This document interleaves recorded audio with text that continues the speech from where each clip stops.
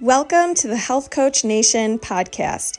My name is Hailey Rowe, and I'm a sales and marketing coach and LinkedIn lead generation service provider. I work with health, life, and mindset coaches and online service-based business owners to help them get more sales, shift their time to the client-generating activities instead of just the busy work, and overcome that social media overwhelm. Let's get into the show. Hey, I have a special event coming up for free August 26th through the 28th, and it is my free Crickets to Clients event.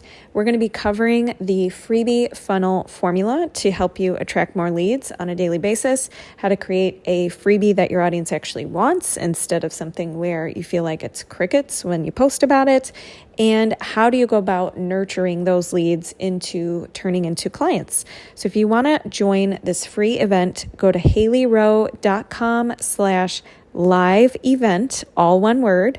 And if you can't find the link or you need help, feel free to reach out to me on Instagram at Hailey_Rowe, and we'll get you all set for the free challenge coming up.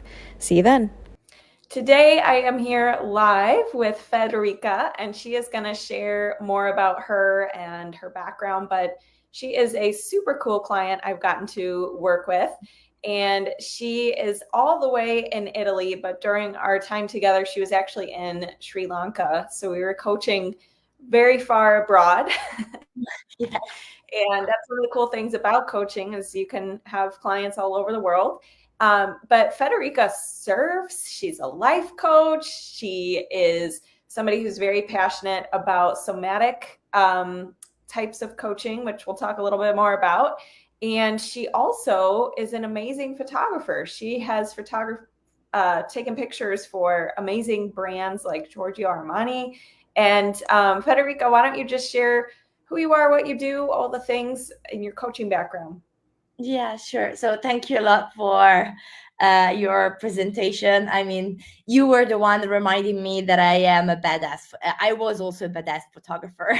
So, yeah, actually, you said everything. I'm an holistic life coach. I am becoming a somatic practitioner, a somatic experiencing practitioner by Peter Levine. So I'm still at my first year about it, but like my course is gonna finish in like 3 years. But right now I still can use the somatic experiencing practice in my coaching session, which is actually what I just add in my coaching session. And I see it's really, really useful for my clients. And yeah, I'm also a surfer. So as I am also a digital nomad, because as you said, I mostly live in Sri Lanka. So this is the niche I mostly work with. And also creatives, of course, because this is also the backgrounds that I come from. Yeah. And so with all that, obviously starting a life coaching business is a thing that was maybe newer to you. So tell us a little bit about what were some of the things on the business side or just in general you were confused about when you first came to coaching with me, that maybe you got more clear on or you got more confident about? So yeah, it's like I had theoretically inside my mind exactly what I wanted, but I didn't had any let's call it like business or marketing plan inside of me. Like I didn't know at all, like, because I don't use social media. And so my big question was like, how do I show up myself without these things? So I just had like LinkedIn or Facebook, but I didn't know all the word around it.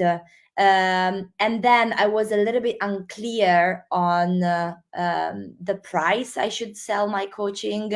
Also because I think the main problem was that was unclear the program I wanted to sell. So yeah, these actually were my main issues when I contact you, and a lack of confidence, I would say, into like that was like the overall feeling, because of course when you miss clarity, then there's like a lack of confidence. Yeah, when you don't know what kind of program you're explaining or what's the benefits of working with you or how to communicate that, it can be a little bit scary and obviously it's normal to not feel confident just because there's a lot of question marks. And one of the things you mentioned also is pricing. So tell me a little bit about how did you shift? What were some shifts that happened for you in those things, your messaging, your plan, maybe some things that were things you learned or got more clear on? So first of all, is like I think I was losing myself so much into a lot of words, and it was actually really clear in my website. My website was, but for sure, it was like beautiful, like the aesthetic was beautiful. But then I was like, who is gonna read all of that? And so it helped me a lot with you, like trying to make it more schematic, if this is the right word to use.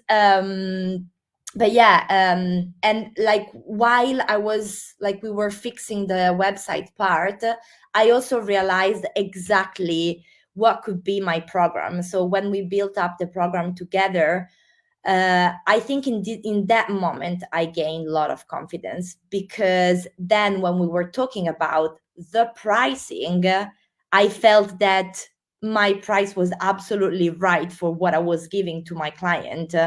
And I know, like, the biggest lesson that I learned is that coaching is not just about the one-to-one coaching session with a client, is the overall like work that you do, like month by month with your client.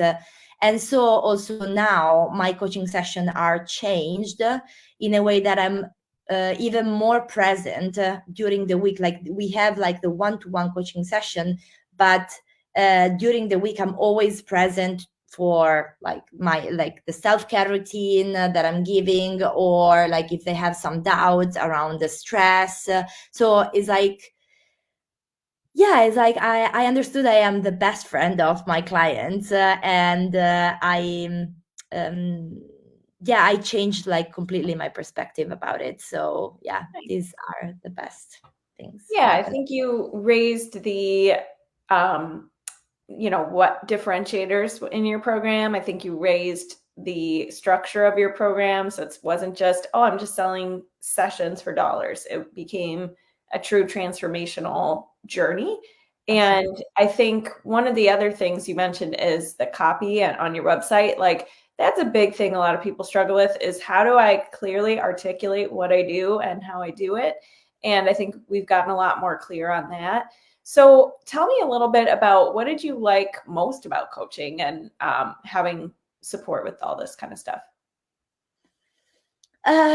What did I like more is that, as I said, like I saw from you this partnership, like, so um, the fact that when I was okay, because we had a lot of time of difference, but when I was waking up, everything like was already clear from you, like copyright written and whatever. So I started to have even more energy, because I understood that the the most important part is that it's not just about being a coach, is also becoming an entrepreneur, let's call it like this, and so the energy I saw from you was the energy I gave also to myself. I was like, okay, it's not just about me being a coach, it's also me like being in this world and selling these things. So yeah, actually that was one of the best part. Another best part was um seeing you really present with me. I mean that you were really present on WhatsApp whenever I had also some struggles or my old belief were coming up. You were there, like trying to structure my thoughts, and I felt that was really powerful to me. Awesome. Yeah. And you've definitely been able to raise your rates and no longer stay with the low rates you were charging before. And we Yeah. also did a practice discovery call or sales call. And I think sales was something that was maybe a little fuzzy to you, or not something you were super used to. How do you see sales now? Like, is there any shifts or things that you have discovered about sales that now makes you feel better about it compared to before? Yeah. The crazy things is that I thought that as long as I was not anymore a photographer, like my creativity, where should I show my creativity? But my creativity now is also into like, how do I sell my things? I see that I'm more creative into the sale part, you know? So some like, I have much more creativity into this part. For example, I created like a group with my like with all the people that I know around the world, mostly women, and we have like once in a month a call where we share. Like if we can collaborate, like if maybe they give me some clients, I give some clients to them, and these were thoughts that I would never had before. Like now it's like I opened up the, I don't know if I call it like Pandora box, because Pandora box sometimes is something that is not really nice, but I opened it up like much more, how do you say, road about how to sell my coaching. Yeah. And it's not just about having like in the beginning I thought that without having Instagram, like I could never have clients, and so I was like, no, but this goes against my values, you know. So but right now I feel that there are like like unlimited possibilities in front of me to find new clients. Nice. So Yeah. Yeah, I do remember that. I do remember in your welcome workbook you saying like, I really don't love social media, but like I think that's the only way to get clients and I have to like change my mindset around it. And so one of the things we did work on was what are your options? And you are really creative and you did use that strength in putting together that group of women and doing a couple other things like with your one of the things you did also was like a partnership shout out on social media. And yes, that was on social media, but it wasn't like, oh, I'm going to be posting every day on Instagram and I have to get a certain number of followers. Like it was a more fun way for you to do it. So I think when there's a will, there's a way, and there's always something that you can do that's different than just having to go with what you think everyone's doing to market themselves. So what about any fun like wins or projects that were accomplished in coaching or that now you have more clarity or structure around or anything like that? So yeah, my biggest wins, no, without I think, are so my coaching program, I feel it's amazing right now. Like I feel I have a lot of confidence, and I can't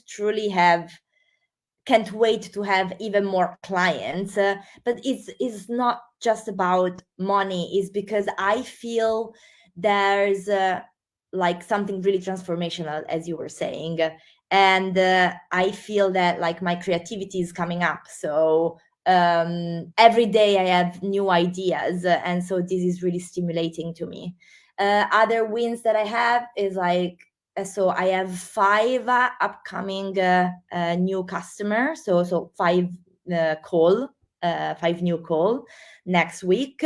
So 5 possible new customers, yeah, and 1 new customer for not new client that is gonna start on Monday. And then the other 3 clients that I had before, I raised up the price, and they were not even like complaining about it. So Amazing. yeah. Congratulations. That's so awesome. Yeah.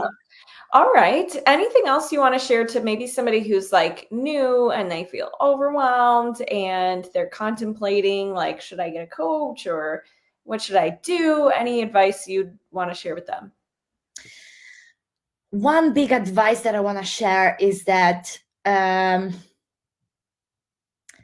don't be worried to ask for help in that way, in case you see that you're struggling with like how to sell yourself. That was my biggest struggle, like, oh my god, maybe I'm gonna lose money in asking for another coach. And then I was like, okay, so if me are the first one that I'm not giving trust towards a coach, so how can I sell my own things, you know?